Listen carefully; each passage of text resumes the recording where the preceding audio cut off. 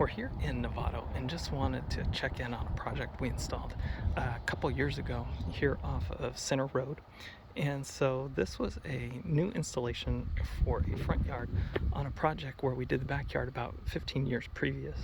And what we did here was, this was a fairly basic front yard with just a mulberry tree and a front lawn. Didn't really have any other character to it.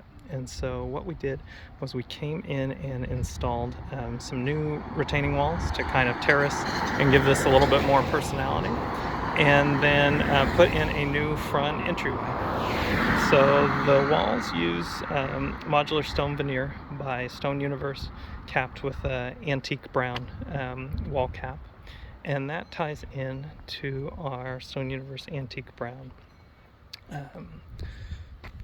entryway here. So we can see these large floating slabs, and then that leads up through our two entry pillars into the front door. We also reclad their existing front porch in a new stone here as well. But you can see over on this side we've got some low maintenance, low water use plantings here. So, and that's highlighted by a couple of olives here at the front. And then we have some Japanese maples over here on the side. But overall, this really transformed the look of this front yard and gave it a nice, clean, modern, and kind of classic look to it.